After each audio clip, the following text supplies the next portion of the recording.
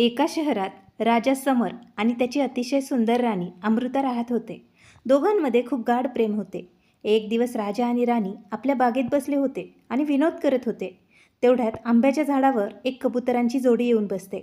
अचानक राजा आणि राणीची नजर त्यांच्यावर पडते. दोन्ही कबुतरांना पाहून राजा आपल्या राणीला विचारतात, हे लाडकी राणी, तू सांगू शकतेस का की हे दोन्ही नर आहेत की मादी? राजाने अशा प्रकारे प्रश्न विचारल्यावर राणी म्हणाली, महाराज, तुम्ही हे काय बोलताय? जोडी तर नेहमी नर आणि मादीचीच असते. यातील एक नर आहे आणि दुसरी मादी. राजा हसतच म्हणाला, राणी, हे गरजेचे नाही की दोन्ही नर आणि मादीच असतील. दोन्ही नरही असू शकतात आणि दोन्ही मादीसुद्धा असू शकतात. असेही असू शकते की हे दोन्ही भाऊभाऊ असतील. राणी म्हणू लागली, नाही महाराज, हे दोन्ही नर आणि मादीच आहेत.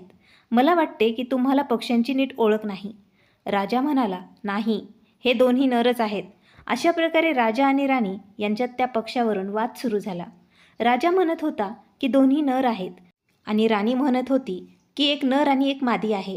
जेव्हा दोघांमध्ये याच गोष्टीवरून वाद सुरू झाला तेव्हा वाद घालता घालता दोघांमध्ये पैज लागते. राजा म्हणू लागला, ठीक आहे, जर हे दोन्ही नर निघाले तर मी तुला या देशाबाहेर काढून देईन आणि जर हे नर आणि मादी निघाले तर मी स्वतः 14 वर्षांसाठी देशाबाहेर निघून जाईल. दोघांमध्ये पैज लागते. राजाने ताबडतोब एका शिकाऱ्याला बोलावले आणि त्याला सांगितले, तू या झाडावर बसलेल्या या दोन्ही पक्ष्यांना आपल्या जाळ्यात पकड. राजा पक्ष्यांच्या एका जाणकारालाही बोलवतात आणि त्याला सांगतात, तुला हे सांगायचे आहे की हे दोन्ही पक्षी नर आहेत की मादी? तो म्हणाला, ठीक आहे महाराज. इकडे शिकारी आपले जाळे पसरवून त्या दोन्ही पक्ष्यांना पकडतो. राणी अमृताला ठाऊक होते की हे दोन्ही पक्षी नर आणि मादी आहेत. तिने चतुराईने त्या पक्षी तज्ज्ञाला आपल्या जवळ बोलावले आणि त्याच्या हातात 100 सोन्याची नाणी ठेवत म्हणाली, मी महाराजांवर खूप प्रेम करते आणि महाराजांशिवाय हे राज्य चालू शकत नाही. म्हणून माझी अशी इच्छा आहे की पैजेमध्ये तू राजाला जिंकवशील. जर मला वनवास झाला तर महाराज राज्यकारभार नीट चालवत राहतील आणि जर महाराज 14 वर्षांसाठी वनवासात गेले तर हे राज्य राजाशिवाय कसे चालेल? आणि म्हणतात ना, ज्या राज्याला कोणी राजा नसतो तिथे अराजकता पसरते. राजाची भीती नसल्यामुळे चोर डाकू प्रजेवर अत्याचार करू लागतात. म्हणूनच तुला खोटं बोलून महाराजांना जिंकवायचे आहे. पक्षीतज्ञाने सांगितले, ठीक आहे महाराणी, मी तसेच करेन.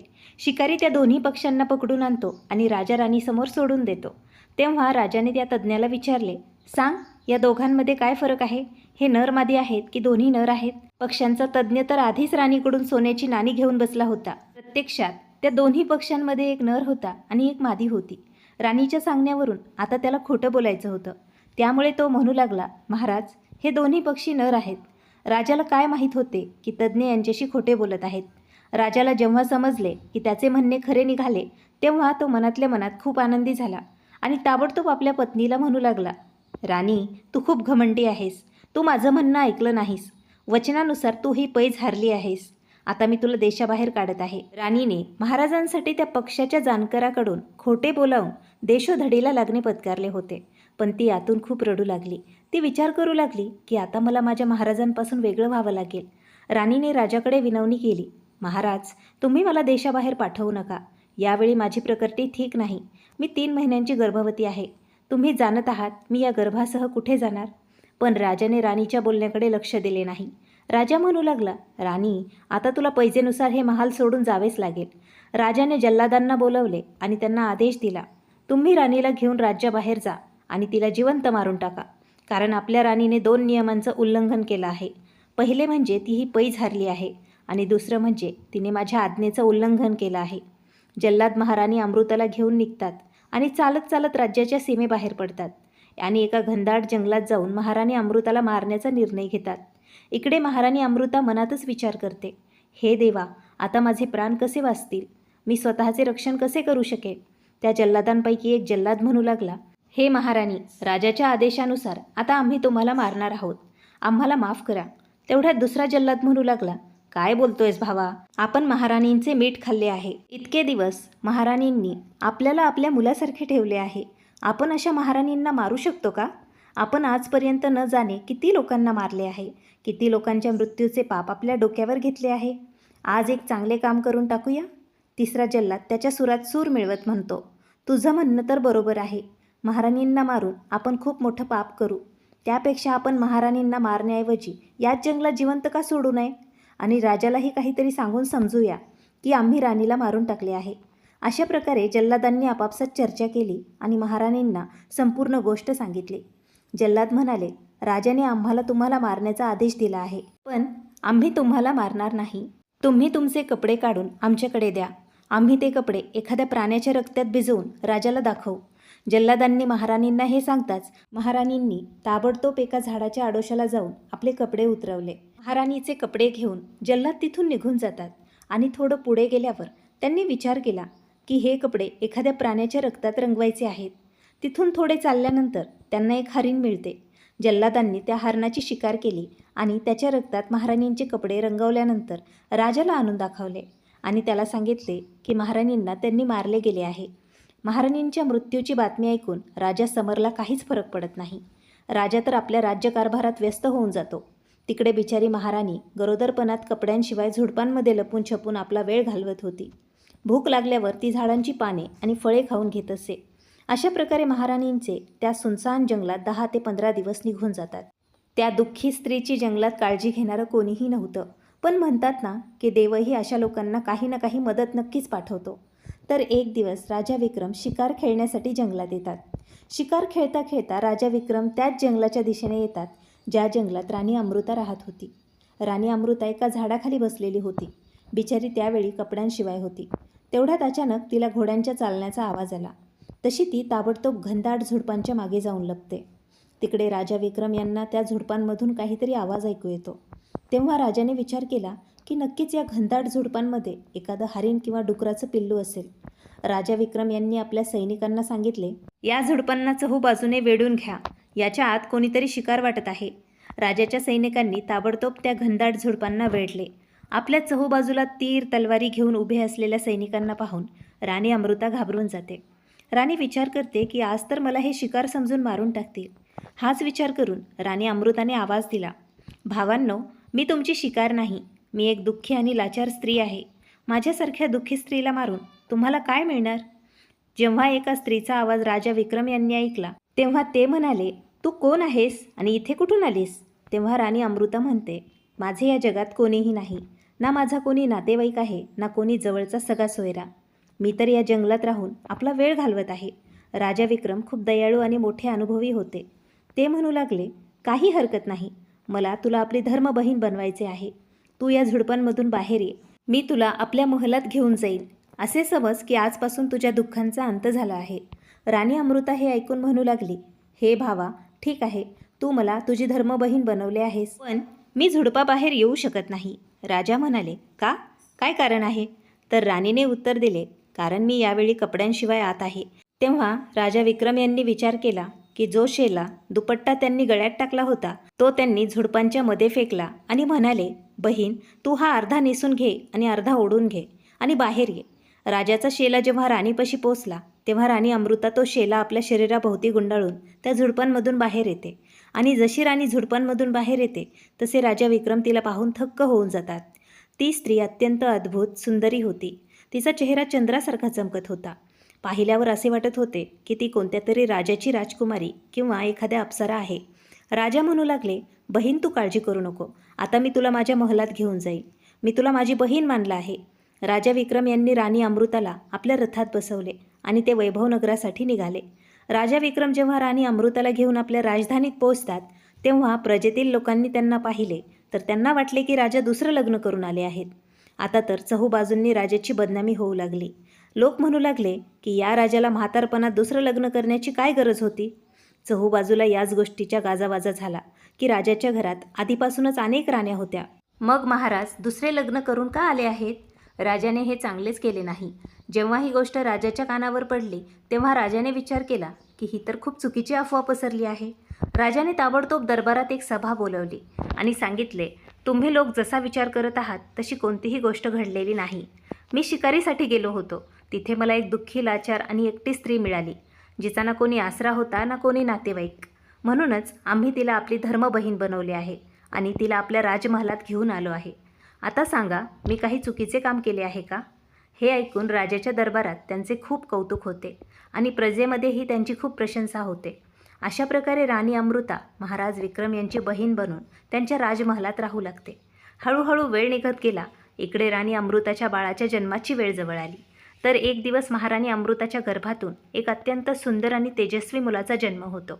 मुलाचा जन्म झाल्यावर राजा विक्रम खूप आनंदी होतात आणि म्हणू लागतात, आज माझ्या भाच्याचा जन्म झाला आहे. या आनंदात राजा विक्रम यांनी पूर्ण नगराला मेजवानी दिली.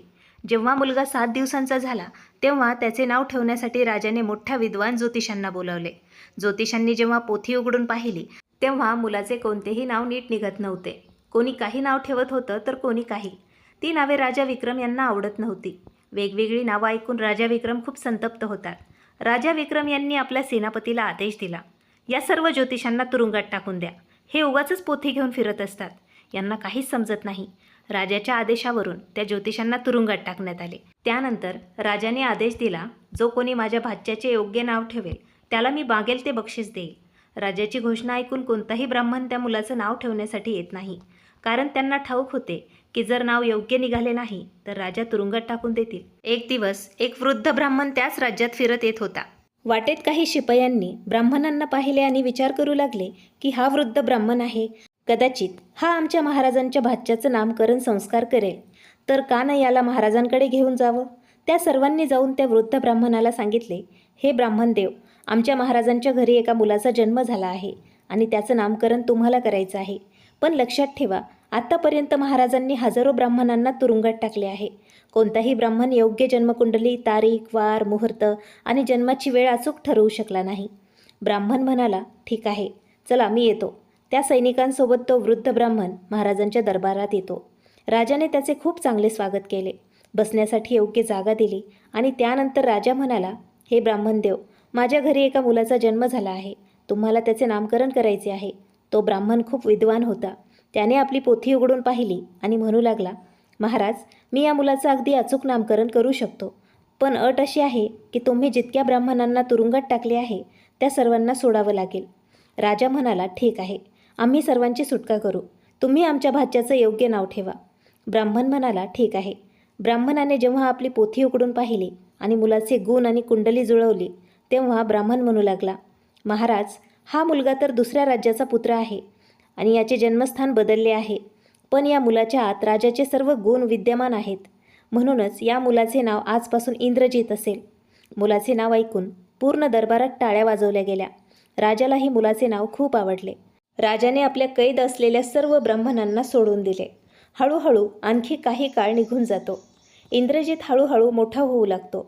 जेव्हा तो 5 वर्षाचा होतो तेव्हा त्याने तेच राजांचे खेळ खेळायला सुरुवात केली. तो आपल्या सोबती मुलांसोबतच खेळायचा, किल्ले बनवायचा, ते तोडायचा, घोडस्वारी करणे, तलवारबाजी करणे आणि धनुष्यावर बाण चढवणे बालपणापासूनच त्याचे हे खेळ बनले होते. मुलाची कार्यकुशलता पाहून राजा खूप आनंदी व्हायचे. ते म्हणायचे की आमचा भाचा खूप पराक्रमी होईल. अशा प्रकारे इंद्रजित जेव्हा 7 वर्षाचा होतो तेव्हा तो आपल्या सोबती मुलांसोबत खेळायला जातो. नगराचा जो मुख्य चौक होता त्या चौकात जाऊन खेळू लागतो. त्या चौकात काही स्त्रिया पाणी भरण्यासाठी जात असतात. इकडे इंद्रजितही खूप खोडकर होता. तो बऱ्याचदा खेळता खेळता त्या स्त्रियांच्या घड्यावर दगड मारून छिद्र करायचा, ज्यामुळे त्यांच्या घागरीतून सर्व पाणी घरापर्यंत पोहोचेपर्यंत निघून जायचे. राजाचा भाचा होता म्हणूनच कोणी काही बोलू शकत नव्हते. आता तर इंद्रजितचा हा आवडता खेळच बनला होता. जो कोणी विहिरीवर पाणी भरण्यासाठी यायचा तो तीर मारून त्याच्या घागरीत छिद्र करायचा. आता तर पूर्ण नगरात हाहाकार माजला, कारण कोणाच्याच घरी पाण्याचा एक थेंबही पोहोचत नव्हता. दुःखी जनतेने महाराज विक्रम यांच्याकडे तक्रार केली, राजन, तुमच्या भाच्याने मोठा उत्पात माजवला आहे. त्याच्यामुळे आमच्यापैकी कोणाच्याच घरी पाण्याचे एक थेंबही पोहोचू शकत नाही. तुमचा भाचा तीर मारून सर्वांच्या घागरी फोडून छिद्र करून टाकतो. हे ऐकून राजा विक्रम म्हणू लागले, काही हरकत नाही. प्रजेच्या लोकांनो, माझा एकुलता एक हा भाचा आहे. मी त्याला रागावू किंवा मारूही शकत नाही. हो, मी तुम्हाला पितळेची नवीन भांडी घेऊन देऊ शकतो, तर जा. राजाने आदेश दिला, एक एक पितळेची घागर सर्वांच्या घरी पोहोचवला जावा आणि सांगितले की या पितळेच्या घड्यात पाणी भरून नेले जावे. आमचा भाचा यावर तीर मारेल तर त्या पितळेच्या घड्यात छिद्र होणार नाही. आता नगरवासी राजाच्या इथून एक एक पितळेचा घडा घेऊन आले आणि विहिरीवरून पाणी भरून नेऊ लागले. इकडे इंद्रजित एका लोहाराकडे जातो आणि लोहाराला म्हणतो, मला असा तीर बनवून दे जे पितळेच्या भांड्यामध्येही छिद्र करतील. हे ऐकून लोहार म्हणाला, ठीक आहे बाळा, मी तुला तसे तीर बनवून देईन. त्याच्या बदल्यात मी तुझ्याकडून 100 सोन्याची नाणी घेईन. इंद्रजित 100 सोन्याची नाणी देऊन लोहाराकडून ते तीर बनवून आणतो आणि दुसऱ्या दिवशी त्याच चौकात जाऊन खेळ खेळू लागतो. त्याचे तर हेच काम होते, पाणी भरणाऱ्यांचे घडे फोडणे. इंद्रजितने आपले धनुष्य उचलले आणि त्या स्त्रियांच्या घागरींवर मारू लागला. ते तीर अतिशय कठीण धातूपासून बनवलेले होते. तीर त्या पितळेच्या भांड्यांना छेदत आरपार निघून जात असे. आता तर त्या घागरींमध्ये एकाऐवजी 2 छिद्र होऊ लागली. अशा प्रकारे घागरींमधील सर्व पाणी रस्त्यातच वाहून जायचे. प्रजेच्या लोकांनी राजा विक्रम यांच्याकडे पुन्हा या गोष्टीची तक्रार केली. महाराज, आधी तर घड्यात 1 छिद्र व्हायचे, थोडे तरी पाणी घरापर्यंत पोचायचे. आता तर घड्यात 2 छिद्र होतात, सर्व पाणी रस्त्यातच निघून जाते. आम्ही तुमच्या भाच्याला खूप कंटाळलो आहोत. राजा म्हणाला, हे बघा, आम्ही भाच्याला तर काही बोलू शकत नाही, पण हो, आम्ही त्या विहिरीच्या जवळ एका तांबटवाल्याला बसवून देतो, जो तुमचे फुटलेले घडे दुरुस्त करत राहील. तो तांबट दररोज 1000 भांडी दुरुस्त करायचा. इंद्रजित तो रोज फोडून टाकायचा. एक दिवस काय झाले, इंद्रजित त्या चौकात जात नाही. त्या दिवशी आपल्या मित्रांना सोबत घेऊन जंगलात खेळण्यासाठी जातो. जंगलात पोहोचून त्याने एक रेताडी जागेवर मुलांसोबत किल्ले बनवले. त्याच्या बाहेर 2 पहारेकरी बसवले आणि किल्ल्यावर हल्ला करण्यासाठी आपल्या काही सोबती मुलांना सांगितले आणि स्वतः त्याचा रक्षक बनून उभा राहिला. इंद्रजित अशाच प्रकारे खेळत होता की त्याचवेळी एक सरदार तिथून जातो. त्या सरदाराकडे लाखोंच्या संख्येने उंट आणि गायी होत्या. सरदाराचे काम होते राजांचा माल एका ठिकाणावरून दुसऱ्या राज्यात पोहोचवणे. सरदार आपल्या सोबत्यांसह चालला होता. लाखो उंट त्याच्यासोबत होते. सरदाराने जेव्हा वाटेत मुलांना खेळताना पाहिले तेव्हा तो म्हणू लागला, मुलांनो, इथून दूर व्हा. इंद्रजित निडर आणि निर्भय होता. तो म्हणू लागला, कोण आहेस तू? तू कोणी हल्ला करणार आहेस का? जो माझ्या किल्ल्यावर हल्ला करायला आला आहेस? मी माझ्या किल्ल्यांचे रक्षण करत आहे. तू आपले उंट घेऊन दुसऱ्या रस्त्याने निघून जा. इंद्रजितचे हे बोलणे ऐकून सरदार खूप संतप्त होतो. सरदारचीही काहीतरी लायकी होती. राजांसोबत त्याचे उठणे बसणे होते. सरदार म्हणू लागला, अरे हट्टी मुला, माझा रस्ता सोड. इंद्रजितही आपल्या हट्टावर ठाम होता. दोघांमध्ये भांडणं होते, पण इंद्रजित मागे हटत नाही. तेव्हा सरदाराला राग आला.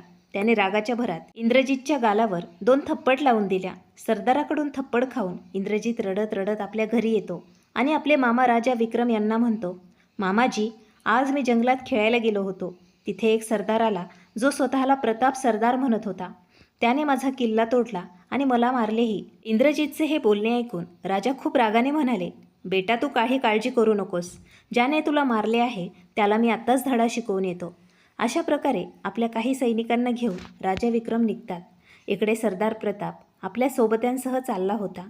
राजाने जाताच सरदार प्रतापच्या अनेक माणसांना मारून टाकले. इकडे सरदार प्रतापला ही बातमी मिळाली की राजा विक्रम यांनी आपल्यावर हल्ला केला आहे. तेव्हा सरदार प्रताप घाबरून जातो. त्याने पाहिले की महाराजांनी हल्ला केला आहे. महाराज काही लुटारू थोडेच आहेत. काय कारण आहे ज्यामुळे राजा नाराज आहेत? तर सरदार प्रताप आपले हात जोडून राजासमोर उभा राहतो आणि म्हणू लागला, महाराज, काय कारण आहे? तुम्ही आमच्या इतक्या सोबत्यांना का मारून टाकले? राजा म्हणाले, हे सरदार प्रताप, मी तुला जिवंत सोडणार नाही. सरदार प्रताप म्हणाला, महाराज, माझा गुन्हा काय आहे?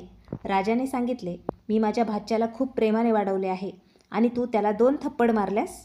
आता तर सरदार प्रताप महाराजांच्या पाया पडतो. महाराज, माझ्याकडून चूक झाली, मला माफ करा. मला माहीत नव्हते की हा मुलगा तुमचा भाचा आहे. अशा प्रकारे सरदार प्रताप यांनी 1,00,000 सोन्याची नाणी दिल्यावर राजा शांत आणि आनंदी होतात आणि त्याला आपल्या दरबारात बोलावून आणतात. आपल्या भाच्याशी इंद्रजितची सरदारशी ओळख करून देतात. अशा प्रकारे सरदार प्रताप राजा विक्रम यांच्याकडे पाहुणा म्हणून आला. राजा त्याला आपल्या नगरात फिरवतात. सरदार राजा विक्रम यांचा मित्र बनतो. राजाच्या महलात राहत असताना सरदारचे अनेक दिवस निघून जातात. फिरता फिरता एके दिवशी त्याची नजर इंद्रजितची माता राणी अमृतावर पडते. राणी अमृता दिसायला खूप सुंदर होती. तिला पाहून सरदारची नियत खराब होते आणि तो म्हणू लागला, ही तर खूप सुंदर स्त्री आहे. ही तर माझी पत्नी बनण्याच्या योग्यतेची आहे. सरदाराने राजाला विचारले, ही स्त्री कोण आहे? राजा विक्रम यांनी सांगितले, ही आमची बहीण आहे आणि ज्या मुलाला तू मारले होतेस ना, तो मुलगा आमच्या याच बहिणीचा मुलगा आहे. सरदार प्रताप म्हणाला, आता तर आम्हाला तुमच्या बहिणीला भेटून माफी मागितली पाहिजे. याच बहाण्याने सरदार राणी अमृताकडे जातो आणि तिच्याकडे आपल्या चुकीची माफी मागतो.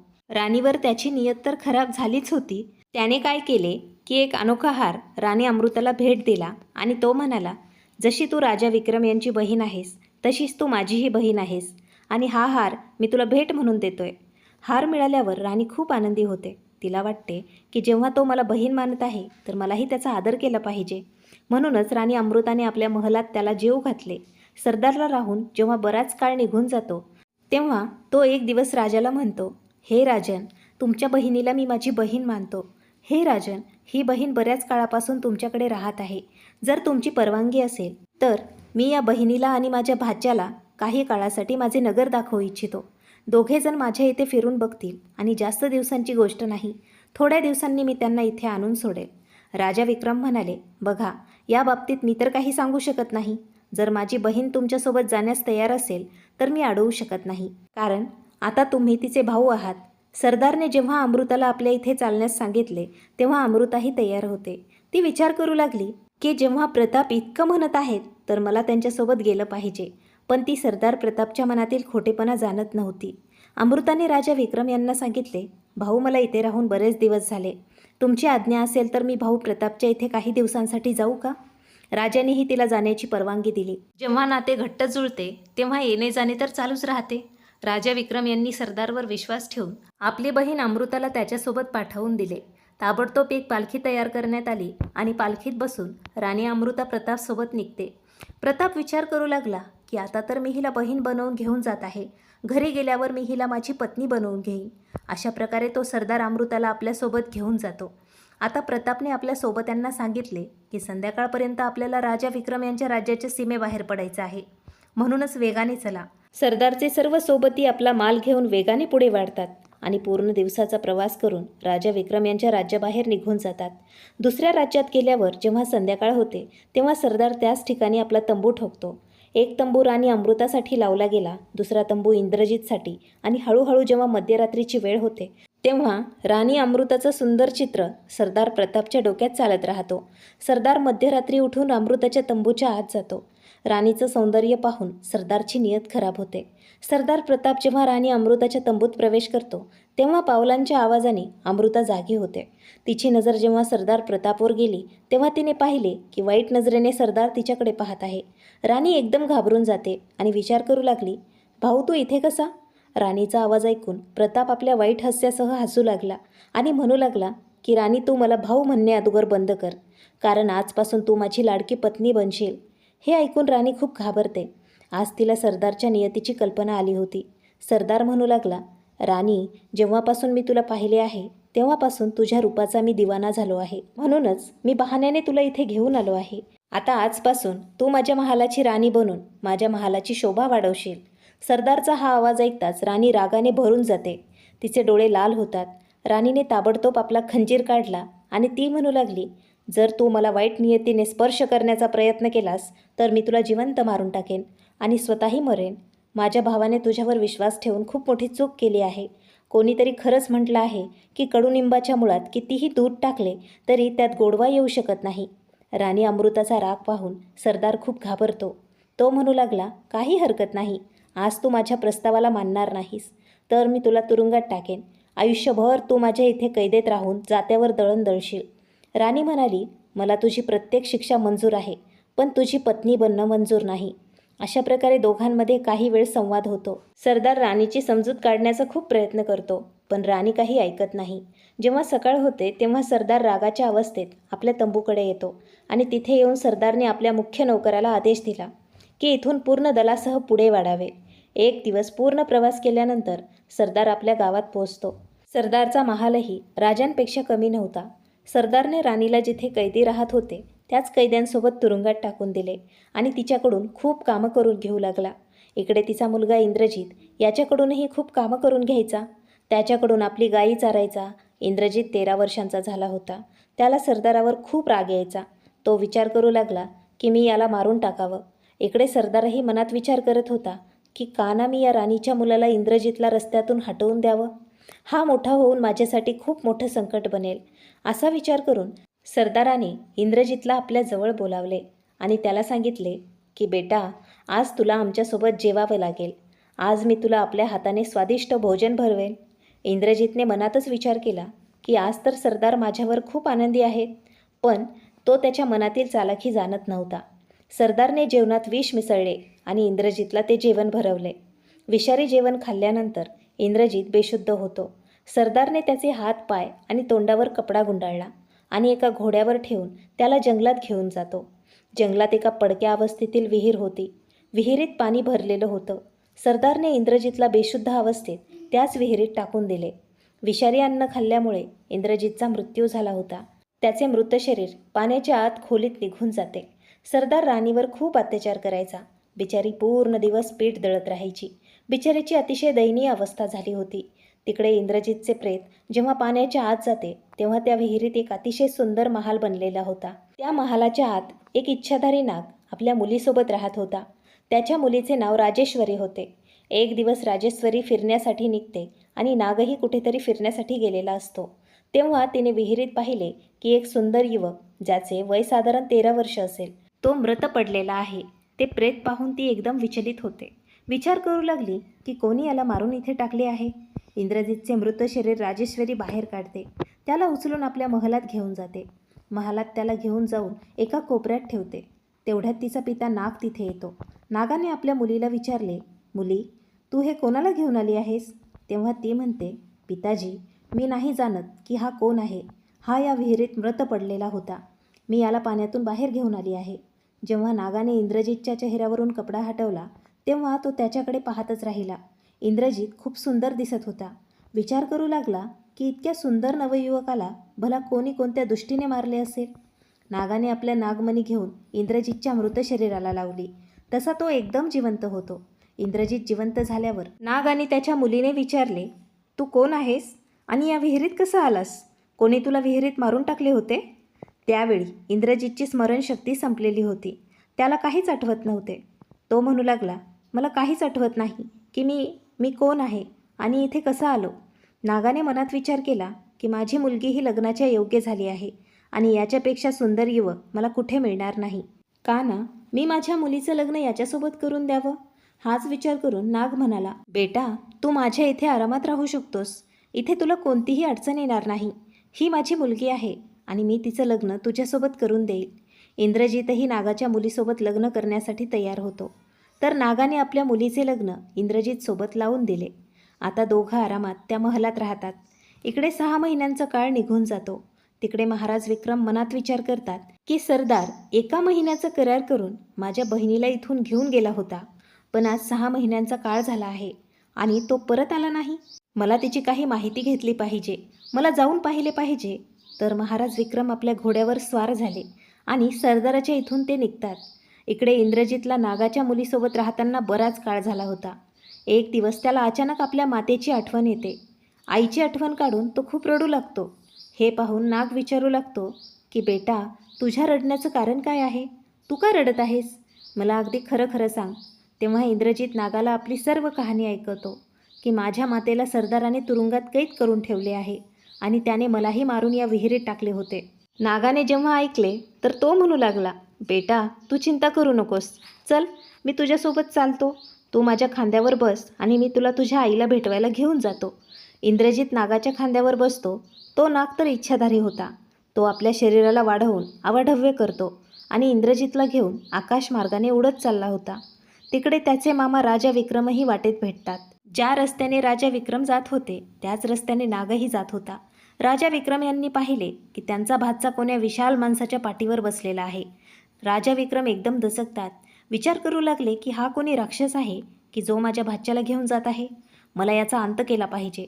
असा विचार करून ते आपले धनुष्य काढतात आणि धनुष्यावर बाण चढवून त्या नागावर सोडतात. बाण जेव्हा त्या नागाला लागला तेव्हा नाग वेदनेने विव्हळत एकदम खाली पडतो. नागाने इंद्रजितला सांगितले, तू माझ्या खांद्यावरून खाली उतर. मी या घोड्यावाल्या माणसाचा अंत करून टाकतो. याने माझ्यावर धोक्याने वार केला आहे. इंद्रजितने पाहिले की समोर धनुष्यावर बाण चढवून त्याचे मामाच उभे होते. तो आपल्या मामांना ओळखतो. एकदम तो म्हणू लागला, मामाजी थांबा, तीर सोडू नका. मी आज जिवंत आहे तर याच नागराज यांच्यामुळे. यांनी माझ्यावर खूप मोठा उपकार केला आहे. मला तर त्या सरदार प्रतापने मारून विहिरीत टाकले होते. माझ्या आईला त्याने आपल्या इथे कैद करून ठेवले आहे. इंद्रजितच्या मुखातून हे ऐकून राजा विक्रम यांचा राग भडकतो. राजा विक्रम ताबडतोब नागराजांना म्हणू लागले, मला माफ करा. तर असं समजत होतो की कोणी राक्षस माझ्या भाच्याचं अपहरण करून घेऊन जात आहे, म्हणून मी तुमच्यावर बाण चालवला. मी तुमची माफी मागतो. हे ऐकून नागराज खूप आनंदी झाले आणि म्हणू लागले, नाही महाराज, अशी कोणतीही गोष्ट नाही. मी तर तुमच्या भाच्याला आणि आपल्या पाहुण्याला घेऊन त्या सरदाराला धडा शिकवायला जात होतो. मी त्याला जिवंत सोडणार नाही. अशा प्रकारे तिघं आपापसात बोलू लागले. बोलणं झाल्यावर सरदारचा बदला घेण्यासाठी ते निघतात. तिकडे राणी अमृताचे पती राजा समर यांनी विचार केला की मी माझ्या राणीला देशाबाहेर काढले आहे.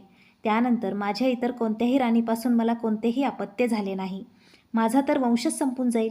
त्याच दिवशी राजा समर त्याच सरदार प्रतापकडे येतात. कारण सरदारचे राजासोबत उठणे बसणे होते. त्याचा स्वतःचाही राजांसारखा किल्ला होता.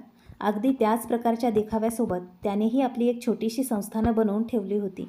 राजा समर जेव्हा सरदार प्रतापकडे येतात तेव्हा त्याचा खूप आदर सत्कार होतो. सरदार हे जाणत नव्हता की ज्या राणीला मी माझे इथे कैद केले आहे ती राणी याच राजा समर यांची पत्नी आहे. राजा समर यांनाही माहीत नव्हते की ज्या राणीला मी मारून टाकले होते ती अजून जिवंत आहे आणि या सरदाराच्या कैदेत आहे. इकडे राजा समर सरदारच्या सभेत बसला होता. तिकडे राजा विक्रम, इंद्रजित आणि नागराजही येतात. त्या तिघांनी जाऊन सरदार प्रतापला जाब विचारला आणि म्हणू लागले की सरदार, आता तू जिवंत राहणार नाहीस. आज आम्ही तुला जिवंत सोडणार नाही. सरदारने जेव्हा इंद्रजितला जिवंत पाहिले आणि त्याच्यासोबत राजा विक्रम यांना पाहिले तेव्हा त्याच्या पायाखालची जमीनच सरकली. सरदार एकदम घाबरून गेला आणि आपल्या सिंहासनावर गप्प बसून राहिला. तेवढ्यात राजा समर राजा विक्रम यांना म्हणू लागले की महाराज, सरदार आमचा मित्र आहे आणि तुम्ही याला का मारू इच्छिता? तेव्हा राजा विक्रम यांनी राजा समर यांना सर्व कहाणी ऐकवली की महाराज, या दुष्ट सरदाराने माझ्या धर्म बहिणीला खूप त्रास दिला आहे. हा माझ्या धर्माचा भाचा आहे. एक वेळची गोष्ट आहे महाराज, मी जंगलात गेलो होतो. तिथे मला एक दुःखी, लाचार आणि एकटी स्त्री मिळाली जिचा कोणी नातेवाईक नव्हता. त्या स्त्रीला धर्मबहीण बनवून मी माझ्या घरी घेऊन गेलो. या दुष्ट सरदाराशी माझी मैत्री होती म्हणून हाही तिला आपली बहीण बनवून काही दिवसांसाठी आपल्यासोबत बोलावून इथे घेऊन आला होता. पण याच्या डोक्यात काहीतरी वेगळेच चालले होते जे मी वाचू शकलो नाही. आज म्हणूनच माझ्या बहिणीला याने कैदेत टाकले आहे आणि माझ्या भाच्याला विष देऊन याने विहिरीत टाकले होते. मी माझ्या बहिणीला आणि भाच्याला याच्या कैदेतून मुक्त करण्यासाठी इथे आलो आहे. मी याला मारून त्यांना इथून मुक्त करून घेऊन जाईल. पूर्ण गोष्ट ऐकल्यानंतर राजा समर यांनी सरदाराला त्या स्त्रीला मुक्त करण्यास सांगितले. सरदारचे 4 माणूस राणी अमृताला बोलवायला जातात. त्यांनी सांगितले की बहीण, आता तू सरदार प्रतापच्या इथून मुक्त झाली आहेस. बाहेर तुझी कोणीतरी वाट पाहत आहे. राणी अमृता विचार करू लागली की या दुष्ट सरदाराने माझ्या मुलालाही मारून टाकले. आता माहीत नाही हा माझ्यासोबत काय करेल. 4ही सेवकांसोबत राणी अमृता जेव्हा दरबारात आली तेव्हा तिथे आधीपासूनच तिचे पती समर बसलेले होते. तिथेच तिचा मुलगा आणि तिचा भाऊ राजा विक्रमही बसलेले होते. तुरुंगातील जात्यावर दळण दळून दळून तिची अवस्था खूप कमजोर झाली होती. आपल्या बहिणीची अवस्था पाहून राजा विक्रम रागाने भरून जातात. म्हणू लागले, दुष्ट सरदार, मी तुला जिवंत सोडणार नाही. तू माझ्या बहिणीला न जाणे किती त्रास दिला आहेस. इकडे राणी अमृता जेव्हा आपल्या पतीला पाहते तेव्हा त्यांना ती ओळखते आणि राजा समरही आपल्या पत्नीला ओळखू लागतात. विचार करू लागले की अशाच रूपारंगाची तर माझी पत्नी होती जिला मी जंगलात सोडून दिले होते. राजा समर विचारू लागले, हे देवी, हुबेहूब माझ्या राणीसारखी दिसणारी तू कोण आहेस? तेव्हा राणी अमृता म्हणते, महाराज, तुम्ही इतक्या लवकर मला विसरलात? ही मला तुमच्याकडून अपेक्षा नव्हती. आठवा, आपल्यामध्ये पक्ष्यांच्या जोडीवरून वाद झाला होता. तुम्ही ज्या पक्ष्यांना नर सांगितले होते ते प्रत्यक्षात नर आणि मादीच होते. मी पक्ष्यांच्या तज्ज्ञाला 100 सोन्याची नाणी देऊन त्यांच्याकडून खोटं बोलवून घेतलं होतं जेणेकरून तुमच्यासाठी वनवास होऊ नये आणि तुम्ही मला वनवास दिला होता. पण जल्लादांनी मला मारले नाही, मला जिवंत सोडले आणि हे माझे धर्माचे भाऊ राजा विक्रम मला सन्मानासह आपल्या घरी घेऊन आले. तिथे माझ्या उदरी एका मुलाने जन्म घेतला. जेव्हा मी जंगलात आले होते तेव्हा माझ्या गर्भात 3 महिन्यांचा गर्भ होता. राजा समर आपल्या राणीला सरदाराच्या इथे या अवस्थेत पाहतात तेव्हा त्यांचेही रक्त सळसळू लागते आणि ते त्याच वेळी आपली धारदार तलवार काढतात आणि सरदाराचं शिर धडापासून वेगळं करून टाकतात. अशा प्रकारे सरदाराला त्याच्या कर्माचं फळ मिळालेलं होतं. तेव्हा राजा समर राजा विक्रम यांच्या पाया पडले आणि म्हणाले, महाराज, मी आपला खूप आभारी आहे. तुम्ही माझ्या पुढत्या कुटुंबाला वाचवले. सरदाराचा अंत झाल्यानंतर राजा समर अत्यंत पश्चातापाने आणि डोळ्यातून अश्रू आणून राणी अमृतासमोर हात जोडून उभे राहिले. ते म्हणाले, अमृता, मला माफ कर. मी एका खोट्या पैजेपोटी आणि अहंकाराच्या भरात माझ्या हसत्या खेळत्या संसाराची राखरांगोळी केली. तू माझ्या राज्याचे आणि माझे रक्षण करण्यासाठी स्वतःवर एवढं मोठं संकट ओढावून घेतलंस आणि मी मूर्खासारखं तुझ्यावर अविश्वास दाखवला. आज जर राजा विक्रम आणि या नागराजांनी माझ्या परिवाराला सांभाळले नसते तर मी स्वतःला कधीच माफ करू शकलो नसतो. राणी अमृताचे हे डोळे पाणावले. तिने राजा समर यांना सावरले आणि ती म्हणाली, महाराज, जे झाले तो नियतीचा खेळ होता. आज एवढ्या वर्षानंतर मला माझा पती आणि माझ्या मुलाला त्याचे वडील परत मिळाले. यातच माझे सर्व दुःख वाहून गेले. त्यानंतर राजा समर यांनी राजा विक्रम यांचे मनापासून आभार मानले. ते म्हणाले, महाराज विक्रम, तुम्ही केवळ माझ्या पत्नीचे रक्षण केले नाही, तर माझ्या वंशाचा दिवा माझा मुलगा इंद्रजित यालाही मोठे केले. आजपासून आपले हे नाते केवळ मैत्रीचे नाही, तर रक्ताच्या नातेपेक्षाही घट्ट राहील. राजा विक्रम हसून म्हणाले, महाराज समर, अमृता माझी धर्म बहीण आहे आणि इंद्रजित माझा भाचा. मी माझे कर्तव्य चोख बजावले. आता तुम्ही आनंदाने तुमच्या राज्यात परत जावे, हीच ईश्वरचरणी प्रार्थना. इंद्रजितने पुढे येऊन आपले रक्षण करणाऱ्या आणि त्याला नवीन जीवन देणाऱ्या नागराजांचे पाय शिवून आशीर्वाद घेतला. नागराजाने इंद्रजितच्या पाठीवर हात ठेवत आशीर्वाद दिला. बेटा इंद्रजित, तू एक प्रतापी राजा बनशील. तुझी स्मृती आणि पराक्रम कायम जिवंत राहील. इंद्रजितने त्याची पत्नी नागराजाची कन्या राजेश्वरी हिला देखील आपल्यासोबत चालण्याची विनंती केली. राजेश्वरीने आपल्या वडिलांचा निरोप घेतला आणि ती इंद्रजितसोबत जाण्यास तयार झाली. त्यानंतर राजा समर, राणी अमृता, राजकुमार इंद्रजित आणि त्याची पत्नी राजेश्वरी मोठ्या थाटामाटात आपल्या मूळ राज्यात परत आले. राजा समर यांनी संपूर्ण नगरात 7 दिवस आणि 7 रात्रींचा मोठा उत्सव साजरा केला. ज्या जनतेला वाटले होते की राणीचा मृत्यू झाला आहे, ती आपल्या पराक्रमी राजकुमारासह परत आलेली पाहून संपूर्ण प्रजेला अत्यंत आनंद झाला. काही दिवसानंतर राजा समर यांनी इंद्रजितचा राज्याभिषेक केला आणि राज्याची सर्व सूत्र त्याच्या हाती सोपवली. इंद्रजितने आपल्या आईवडिलांच्या मार्गदर्शनाखाली आणि मामा राजा विक्रम यांच्या सोबतीने अतिशय प्रजाहितदक्ष आणि न्यायप्रिय कारभार केला. कडू अनुभवानंतर आणि सोसलेल्या हाल अपेष्टांनंतर शेवटी राजा समर आणि राणी अमृताचे कुटुंब पुन्हा एकत्र आले आणि ते आनंदाने राहू लागले. कथेचा हा शेवट आपल्याला शिकवतो की सत्याचा मार्ग कधीही कठीण असला तरी शेवटी विजय सत्याचाच होतो. अधर्म आणि कपट असणाऱ्यांचा अंत सरदार प्रतापसारखा निश्चितच असतो.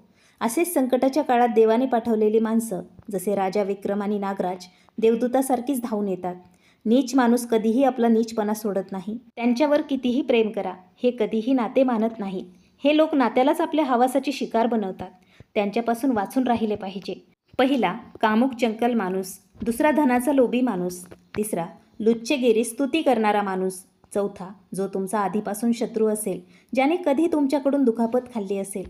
तो कितीही आपलेपणा दाखवतो, तो वेळ आल्यावर तुम्हाला धोकाच देईल. म्हणूनच या चौघांवर कधीही विसरूनही विश्वास ठेवू नका. या चौघांना कोणतीही इतकी मोठी जबाबदारी सोपवू नका, ज्याच्यामुळे तुम्ही एखाद्या मोठ्या संकटात अडकू शकतात. या कथेतून आणखी एक गोष्ट शिकायला मिळते की जो पुरुष आपल्या स्त्रीचा त्याग करतो, तर त्या संसारात त्या स्त्रीकडे मग कोणीच चांगल्या नजरेने पाहत नाही. सर्वजण तिच्याकडे वाईट नजरेने पाहतात. सर्व लोक तिला मिळवू इच्छितात. सर्वजण हौसाचे भुकेले लांडगे बनतात. म्हणूनच विसरूनही कधी आपल्या स्त्रीचा त्याग करू नका. कथा आवडली असेल तर नक्की लाईक करा, चॅनल सबस्क्राईब करा. भेटूया अशाच एका मनोरंजन कथेसोबत. तोपर्यंत धन्यवाद.